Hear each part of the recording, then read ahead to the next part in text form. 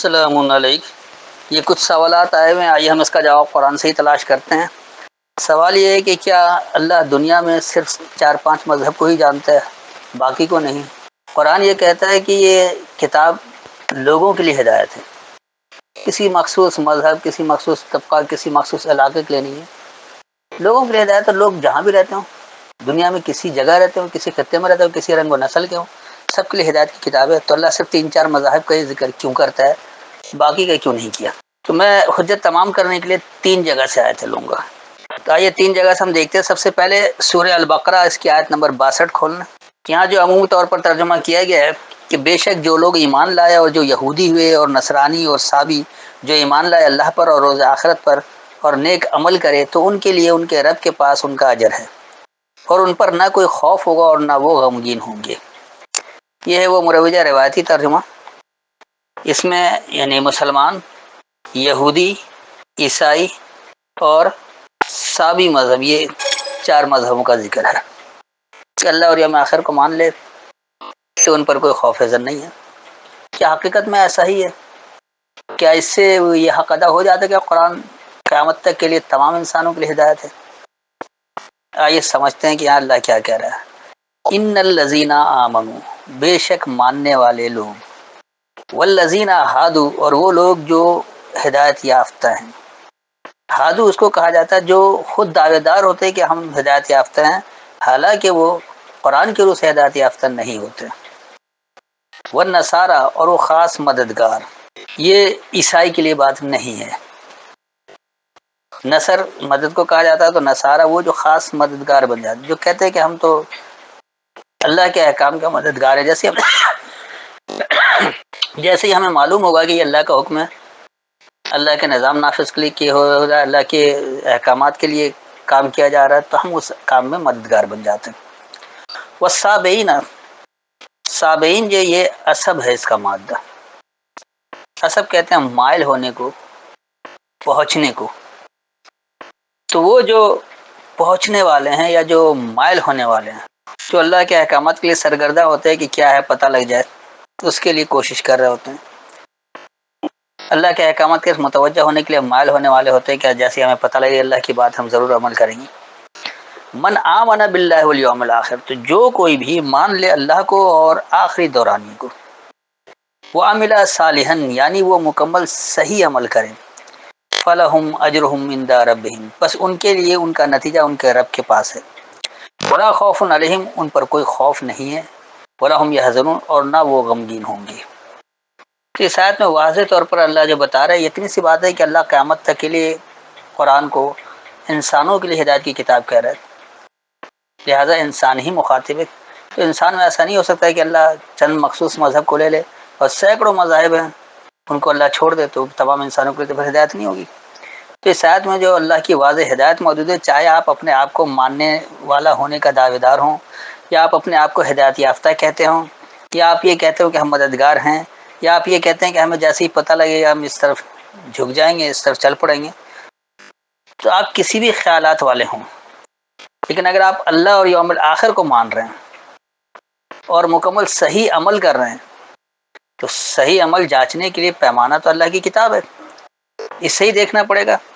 اسی طرح آمنا باللہ والیوم الآخر کو ماننے کا مطلب یہ ہے کہ جو اللہ کو مان لے گا تو وہ اس کی جستجو میں لگ جائے گا کہ اللہ کی ہدایت کیا ہے، اللہ کی فرما برداری کیسے اختیار کی جائے، اس کے لیے کیا طریقہ کار ہے، اللہ نے کیا کچھ بتا رکھا ہے، وہ اس کوششوں میں لگ جاتا ہے۔ اور والیوم الآخر کو ماننے کا مطلب یہ ہے کہ آپ کو ایک احساس ہے کہ ہمیں جواب دہ ہونا ہے، اپنے ہر عمل کا اللہ کے سامنے جواب دہ ہونا ہے، ایک دن ایسا مقرر ہے۔ اس احساس سے یہ ہوتا ہے کہ خود احتسابی کا یعنی خود کو ذمہ دار لوگ تصور کرتے ہیں کہ اس کا کون سا عمل اللہ کے احکامات کے خلاف جا رہا ہے، کون سا صحیح جا رہا ہے۔ وہ ہر وقت اپنے احتساب میں لگا رہتا ہے، اپنی اصلاح میں لگا رہتا ہے۔ اور عمل صالح کیا ہے، یعنی مکمل صحیح عمل کیا ہے، تو یقینی سی بات ہے پھر اللہ کی کتاب کی طرف رجوع کرنا پڑے گا، کیونکہ اللہ جس عمل کو صالح کہہ رہا ہے وہ صالح ہے، جس اللہ کو عمل غیر صالح کہہ رہا ہے وہ غیر صالح ہی عمل ہوگا۔ تو ان کے لیے ان کے رب کے پاس ان کا نتیجہ ہے، ان پر کوئی خوف نہیں ہے اور وہ غمگین بھی نہیں ہوں گے۔ تو اس طرح سے آپ دیکھیے کہ دنیا بھر کے تمام انسان مخاطب ہو گئے اور اگر آپ صرف اس کو مذہب کے دائرے میں رکھتے ہیں تو اللہ صرف 4 مذاہب والوں کا ہے، باقی سینکڑوں مذاہب کا اللہ نہیں ہے۔ مثال کے طور پہ ہندو ہے، سکھ ہے، بدھ مت ہے، میں قریب کے لوگوں کی مثال دے رہا ہوں، ورنہ اور بھی بے انتہا مذاہب ہیں۔ تو بہرحال یہ تھی پہلی جگہ۔ دوسری جگہ آئیے سورہ المائدہ اور اس کی آیت نمبر 69 یعنی 5 کی 69۔ بے شک جو لوگ ایمان لائے اور جو یہودی ہوئے اور سابی ستارہ پرست اور نصارہ جو بھی ایمان لائے اللہ پر اور آخرت کے دن پر اور اچھے عمل کرے تو کوئی خوف نہیں ان پر اور نہ وہ غمگین ہوں گے۔ اب یہاں بھی دیکھیے تقریباً وہی بات ہے کہ ان الذین آمنوا، بے شک ماننے والے لوگ، والذین ہادوا، اور وہ لوگ جو اپنے آپ کو ہدایت یافتہ کہتے ہیں، والسابعون، اور وہ جو مائل ہونے والے ہیں، والنصارى، اور وہ جو خاص مددگار ہیں، من آمن باللہ والیوم الآخر، جو کوئی اللہ کو اور آخری دورانیے کو مان لے، وہ عامل صالح یعنی وہ مکمل صحیح عمل کرے، فلا خوف علیہم، بس ان پر کوئی خوف نہیں ہے، ولا هم يحزنون، اور وہ غمگین نہیں ہوں گے۔ تو اس آیت میں اور جو سورہ بقرہ کی آیت پڑھا 2 کی 62، ایک ہی بات ہے، صرف اگر فرق آیا ہے تو یہاں پر لفظ والسابعین آیا ہے اور مائدہ میں والسابعون کہا گیا، دونوں جمع کا صیغہ ہے، تو کوئی ایسا فرق نہیں ہے۔ یہاں بھی وہی بات ہے، ماننے والے لوگ، خود ساختہ ہدایت یافتہ، مائل ہونے والے اور مددگار، جو بھی اللہ یوم آخر کو مان لے گا اور مکمل صحیح عمل کرے گا، ان پر کوئی خوف اور کوئی حزن نہیں ہوگا، انہوں نے کوئی خوف بھی نہیں ہوگا، وہ کوئی غمگین بھی نہیں ہوں گی، کاش ایسا کر لیتے یا یوں کر لیتے، ایسی بات ہرگز نہیں ہوں گی۔ اب آخری تیسری آیت تاکہ حجت تمام ہو جائے، تو یہ ہے سورہ الحج اور اس کی آیت نمبر 17 یعنی 22 کی 17۔ اب یہاں دیکھیے جو مروج روایتی ترجمہ ہے کہ بے شک جو لوگ ایمان لائے اور جو یہودی ہوئے اور ستارہ پرست اور نصارہ اور آتش پرست اور مشرک، بے شک اللہ فیصلہ کر دے گا روز قیامت ان کے درمیان، بے شک اللہ ہر شے پر مطلع ہے۔ اب دیکھیے یہ اس روایتی ترجمے کی روح سے یہاں اللہ تھوڑا سا آگے بڑھ گیا، جو صرف 4 مذہب کا ذکر تھا اب یہاں کم از کم 6 ہو گئے، تھوڑا سا اضافہ ہو گیا، نہیں اللہ شاید کچھ بھول گیا تھا پھر یہاں کر دیا، ایسی بات ہرگز نہیں ہے۔ آپ اللہ کی ہدایات کو سمجھیں، اس کے الفاظوں کو سمجھیں تو بات بہت واضح ہے۔ اب دیکھیے یہاں کیا ہے، ان الذین آمنوا، بے شک ماننے والے لوگ، والذین ہادوا، اور وہ لوگ جو اپنے آپ کو ہدایت یافتہ کہتے ہیں، والسابعین، اور وہ جو مائل ہونے والے ہیں، والنصارى، اور وہ جو خاص مددگار ہیں، والمجوس، اب انہوں نے مجوس کا آتش پرست کر دیا۔ اچھا ستارہ پرست اور آتش پرست میں کیا فرق ہے پتہ نہیں ہے، مجوس کہا جاتا، آتش پرستوں کو نہیں کہا جاتا، آتش پرست پارسی بھی کہلاتے ہیں اور انہی کو لوگ مجوسی بھی کہتے ہیں، تو یہیں سے لوگ کہتے ہیں کہ 5 وقت کی نمازیں مجوسیوں سے ہی آئی ہے، حالانکہ مجوس کا بنیادی مطلب ہے، اس کا مادہ مجس ہے، میم جیم اور سین، ہر مخلوق کی اتباع کرنے والے کو مجوس کہا جاتا ہے، یعنی اللہ کے علاوہ کسی اور کی تابعداری اگر اختیار کر لی جائے، یعنی مخلوق کی تابعداری اختیار کر لی جائے بجائے خالق کی تابعداری کرنے کے، تو یہ لوگ مجوس کہلاتے ہیں، چاہے وہ اپنا نام کسی بھی مذہب کا رکھ لیں، اپنے آپ کو مسلمان کہیں، عیسائی کہیں، یہودی کہیں، بدھسٹ کہیں، ہندو کہیں، کچھ بھی کہیں، لیکن وہ مخلوق کی تابعداری کرنا، اللہ کو چھوڑ کر غیر اللہ کی تابعداری کرنا۔ اس کے بعد ہے والذین اشرکوا، اور وہ لوگ جو ملاوٹ کر رہے ہیں، اب ایسے بھی لوگ جو اللہ کو تو مانتے ہیں، ٹھیک ہے، لیکن اس کے ساتھ وہ ملاوٹ کرتے ہیں، شرک کرتے ہیں۔ اللہ کو ماننے کا مطلب اللہ کی اطاعت قرآن کے ذریعے کریں گے، اور جب اس میں ملاوٹ کر لیتے ہیں تو اللہ کے ساتھ پھر کہہ دیتے ہیں کہ رسول کی بھی اطاعت کرو، حالانکہ اللہ اور رسول کی اطاعت کروا رہا ہے، الرسول، اللہ اپنی کتاب کو کہتا ہے، اللہ کی اطاعت یعنی اس کے رسالے کی اطاعت، اللہ اور رسول کی اطاعت میں کوئی فرق نہیں ہوتا ہے۔ تو وہ لوگ جو ملاوٹ کر دیتے ہیں، جو خالص اللہ کی تابعداری کریں گے اس میں ملاوٹ کر دیتے ہیں، چاہے وہ امام کے نام پر کریں، چاہے وہ تواتر کے نام پر کریں، چاہے وہ سنت کے نام پر کریں، چاہے حدیثوں کے نام پر کریں، یا کسی بھی طرح سے کر لیں، تو بہرحال شرک کا مطلب ہی ملاوٹ ہے۔ تو جو لوگ ملاوٹ کرتے ہیں، اب اس میں آپ دیکھیے دنیا بھر کے انسان آ گئے، کسی بھی مذہب کا پیروکار ہو، ان میں یہی بات ہوتی ہے اگر وہ خالص اللہ کے ماننے والے نہیں ہیں تو وہ ملاوٹ کرتے ہیں کہ اللہ کے ساتھ فلاں کو بھی مان لیا جائے، یا پھر وہ مخلوق کی تباہ کرنے والے ہوتے ہیں، مخلوق کی تابع داری کرنے والے ہوتے ہیں، کیونکہ خالق تو واحد اللہ ہے، اللہ کے علاوہ کسی کی بھی تابع داری اختیار کی جائے وہ مخلوق کی تابع داری کرے گا، اور اسی کو مجوس کہا گیا۔ تو اس کیٹیگریز کے علاوہ، یعنی ان کیفیات کے علاوہ کوئی اور کیفیت اگر انسان پر ثابت کر سکتے ہیں تو پھر بتائیں کہ اللہ نے بات مکمل نہیں کی۔ اللہ کی بات تو بہت زیادہ مکمل ہے، اس لیے یہاں پر جو اس آیت میں ہدایت مل رہی ہے تو اس کو اچھی طرح سے سمجھ لیں، تو بات بہت واضح ہے۔ آگے پھر اللہ کہہ رہے کہ ان اللہ یفصل بینہم، بے شک اللہ یہ کھول دے گا، یہ تفصیل کر دے گا، یہ بیان کر دے گا، یہ فیصلہ کر دے گا بینہم ان کے درمیان یوم القیامہ قائم ہونے والے دورانی کو۔ ان اللہ بے شک اللہ علی کل شیء شہید، ہر ایک شے پر مشاہدے والا ہے۔ تو یاد رکھیے کہ اللہ سے کوئی ذرہ برابر عمل پوشیدہ نہیں ہے، ہر شے کا مشاہدہ ہے، اللہ ہر ایک شے پر مشاہدہ کر رکھا ہے، ایک ایک لمحے پر اللہ کا مشاہدہ موجود ہے۔ تو اس آیت میں جو واضح ہدایات ہیں انسانوں کے لیے کہ بے شک ماننے والے لوگ ہوں یا وہ لوگ جو اپنے آپ کو ہدایت یافتہ کہتے ہیں، یا وہ لوگ جو کہتے ہیں کہ ہم مائل ہونے والے ہیں، ہمیں پہنچ جائے ہم مان لیں گے، یا وہ لوگ جو مددگار ہونے کے دعوے دار ہیں، یا وہ لوگ جو خالق کے علاوہ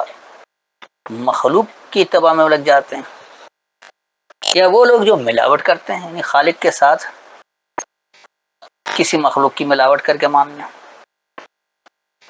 تو بے شک اللہ قائم ہونے والے دورانیے کو ان کے درمیان کھول دے گا، واضح کر دے گا، فیصلہ کا فصل کہتے ہیں اصل میں بیان کر دینے کو، واضح کر دینے کو، کھول دینے کو، ایک ایک بات کو تفصیل کر دینے کو فصل کہتے ہیں، واضح کر دینا، کھول دینا، بیان کر دینا۔ تو بے شک اللہ نے یہ کھول دیا، کھول دے گا وہ ان کے درمیان، کب؟ یوم القیامہ کو۔ اور اس لیے کہ بے شک اللہ ہر ایک شے پر مشاہدے والا ہے۔ تو یہ آپ دنیا بھر کے انسانوں کو اٹھا لیں، چاہے وہ ہندو ہو، بدھ مت والا ہو، سکھوں کا ماننے والا ہو، کسی بھی اور مذہب کا پیروکار ہو، خاص طور پر مسلمان، عیسائی، یہودی، اور بعض لوگ ابراہیمی بھی کہلاتے ہیں، تو وہ جو کوئی بھی مخلوق کی بھی تابع داری کر رہا ہے اور ملاوٹ بھی کر رہا ہے، اللہ کو مان بھی رہا ہے، اس کے ساتھ ملاوٹ بھی کر رہا ہے، والذین اشرکوا بھی ہم، ملاوٹ کرنے والے لوگ بھی ہیں۔ تو ایسے تمام لوگ اگر اللہ اور یوم آخرت کو مانتے ہیں، یعنی اللہ کی ہدایت کو صحیح سے تسلیم کر لیتے ہیں، اور آخرت کی جواب دہی کا خوف بھی ان کے اندر ہو، تو پھر وہ لوگ خوف اور حذر میں نہیں رہتے ہیں۔ اسی لیے یہاں بھی اللہ نے کہہ دیا کہ چاہے وہ کچھ بھی ہوں، اپنے آپ کو کچھ بھی کہہ رہے ہوں، انسان ہے تو اللہ ان کے درمیان قیامت کے دن فیصلہ کر دے گا، کھول دے گا سب کچھ کہ اللہ کی ہدایت کیا تھی، اس کی کتاب کی صورت میں موجود تھی، تم نے اسے کیوں نہیں دیکھا؟ اور ایسا کس لیے کہ بے شک اللہ ہر ایک شے پر مشاہدے والا ہے، کہ اللہ جان رہا ہے کہ اگر وہ کوئی لاہ عمل بنا رہے ہیں اپنی زندگی کا، کوئی نظریہ دے رہے ہیں، تو کہاں سے اخذ کر رہے ہیں، کہاں سے اس کی بنیاد پکڑ رہے ہیں، اور اس کا مشاہدہ اللہ سے زیادہ کوئی کر ہی نہیں سکتا۔ انسان تو جھوٹ بول سکتا ہے، اپنے آپ کو برذمہ قرار دینے کے لیے تعویلیں گھڑ سکتا ہے، لیکن کیا اللہ سے بھی کچھ پوشیدہ ہے؟ اللہ تو ہر ایک شے پر مشاہدے والا، لہذا اللہ کے سامنے کوئی جھوٹ نہیں چلے گا۔ تو یہ انتہائی وضاحت کے ساتھ بات ہو گئی کہ دنیا بھر کے انسان، چاہے وہ ماننے والے ہوں،